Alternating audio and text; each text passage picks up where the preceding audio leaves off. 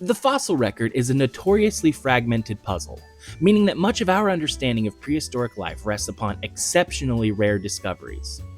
In paleontology, a holotype serves as a single definitive specimen used to formally describe and name a new species, acting as the ultimate anchor for scientific comparisons.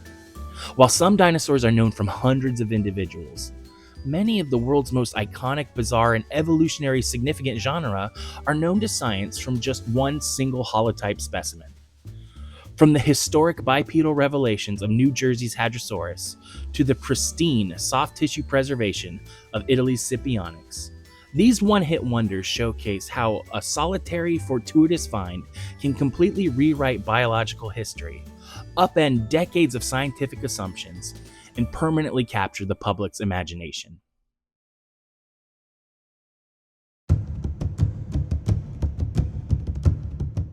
In 1838, workers digging for agricultural marl on John Eustace Hopkins' farm in Haddonfield, New Jersey, unboxed massive, unusual bones that were initially kept merely as household curiosities. 20 years later, amateur geologist William Parker Folk recognized their immense scientific potential and spearheaded a systematic excavation of the site alongside renowned anatomist Dr. Joseph Leidy. Digging into the late Cretaceous Woodbury Formation, they successfully extracted a landmark single skeleton, lacking a skull but containing a jaw, pelvis, vertebrae, and robust forelimbs, which Leidy formally named Hadrosaurus folki, or Folk's bulky lizard. This holotype revolutionized science by revealing massive hind limbs that were vastly larger than their forelimbs, providing the world's first definitive proof that dinosaurs could walk upright on two legs rather than creeping on all four like heavy lizards. In 1868, English artist Benjamin Waterhouse Hawkins sculpted a plaster skull to complete the bones and mounted them on an iron frame at the Academy of Natural Sciences in Philadelphia, creating the first ever mounted dinosaur skeleton displayed to the public and officially sparking global dinomania. Today, however, the holotype's lack of a skull fuels a modern scientific controversy. Because duck-billed dinosaurs are classified by their skulls, many paleontologists consider the headless genus a nomen dubium, or doubtful name, though others defend its validity based on a unique shaped hip bone and its vital status as a foundational anchor to the entire Hadrosauridae family tree.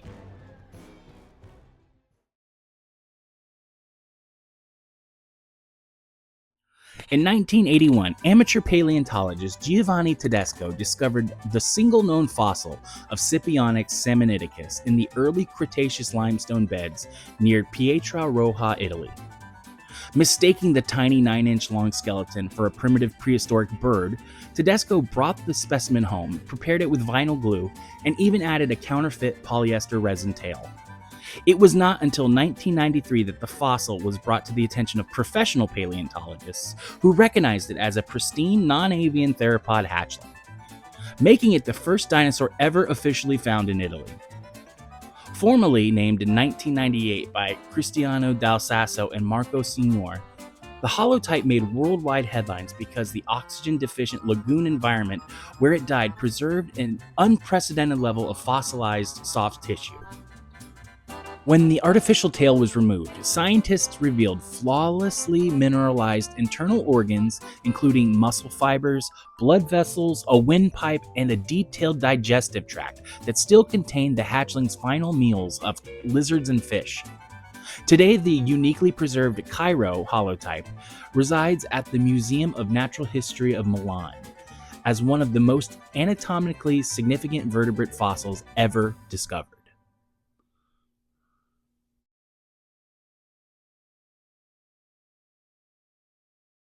The discovery of Scansoriopteryx codylidi is shrouded in mystery, as local fossil collectors illegally excavated the single known specimen from the late Jurassic Tiaojishan Formation in Liaoning Province, China, sometime before 2002. When the sparrow-sized juvenile specimen finally reached the hands of scientists in 2002, it triggered a dramatic taxonomic race.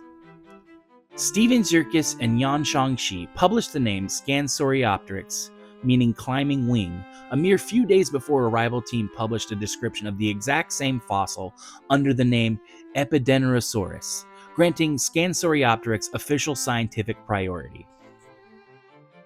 The fine-grained volcanic ash of the formation flawlessly preserved a bizarre arboreal anatomy featuring backwards-pointing perching toes, a coat of downy filaments, and a radically elongated third finger that was twice the length of the others. While paleontologists initially assumed that the hyperextended finger is used to probe tree bark for insects like modern eye, the 2015 discovery of its adult relative Ichi revealed that this lone holotype actually represented a radical, independent evolutionary path. A family of dinosaurs that glided through prehistoric forests using leathery bat-like skin membranes anchored to their elongated hands. In 1998, a groundbreaking paleontological expedition led by legendary Argentine paleontologist Jose Bonaparte discovered the only known specimen of Carnotaurus sastrii on the Pancho Sastre farm in Chubut province, Argentina. Embedded in a hard rock consecration within the late Cretaceous La Colonia formation, the nearly complete skeleton was found lying on its side in a classic backwards curving death pose, missing only its lower legs and the tip of its tail. Bonaparte named the creature Carnotaurus, meaning meat-eating bull, due to the prominent, thick horns protruding above its eyes on its uniquely short skull.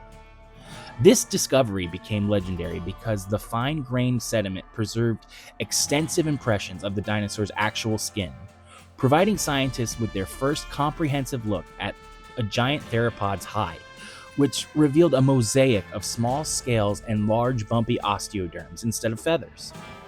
Today, the heavily encased original holotype specimen is permanently housed and displayed at the Bernardino Rivadavia Natural Sciences Argentina Museum in Buenos Aires. In 1984, during the same legendary expedition that found Carnotaurus, Bonaparte's team discovered the single known skeleton of a Margosaurus. Embedded in sedimentary rock dating to the early Cretaceous period, this remarkably complete holotype specimen included the back of the skull, a nearly complete neck, back and tail vertebrae, a pelvis, and several limb bones. Bonaparte and fellow paleontologist Fernando Novas formally named the dinosaur in 1991, deriving the genus name from the La Amarga Arroyo where it was unearthed. The discovery instantly stunned the scientific world due to the specimen's bizarre neck, which featured a striking parallel double row of elongated, upward-pointing spines extending from the vertebrae. This singular fossil triggered decades of intense biomechanical debate over whether these dramatic spikes supported a fleshy skin-covered sail for display, served as a defensive weapon, or were encased in a horn-like keratin sheath.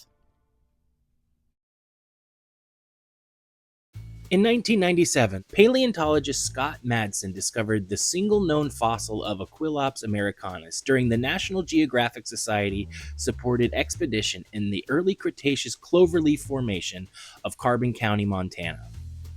The diminutive holotype specimen, catalogued as 0MNH34557, consisted of a partial 3.3-inch long skull and a lower jaw belonging to a subadult individual that was roughly the size of a large rabbit. Because the region was a well-known repository for other small dinosaurs, Madsen initially assumed the tiny skull belonged to a primitive ornithopod named Zephyrosaurus. It was not until the fossil was painstakingly prepared and formally described in 2014 by a team led by Andrew Fark that scientists realized it represented a monumental evolutionary link. With its name meaning American eagle face due to its sharply hooked beak-like snout, Aquilops represents the oldest definitive basal Neoceratopsian ever found in North America. This lone fossil proves that early, hornless relatives of Triceratops successfully migrated across the land bridge from Asia into North America roughly 108 million years ago. Today, the fragile holotype skull is permanently housed in the Vertebrate Paleontology Collection at the Sam Noble, Oklahoma Museum of Natural History in Norman, Oklahoma. In 2003, a team of Spanish paleontologists led by Jose Luis Sanz, Francisco Ortega, and Fernando Escasos discovered a single known skeleton of concavenator at the Las Hoyas fossil site in the Cuenca province of Spain. Preserved within the early Cretaceous lithographic limestone of the La Jorenga Formation, the nearly 100% complete articulated holotype required 7 years of painstaking lab preparation to safely extract it from its dense stone matrix. When formally described in the journal Nature in 2010, the humpbacked hunter from Cuenca stunned scientists with two unprecedented anatomical traits: a sharp, narrow crest above its hips formed by two hyper-elongated vertebrae, and a series of small raised bumps on its forearm bones.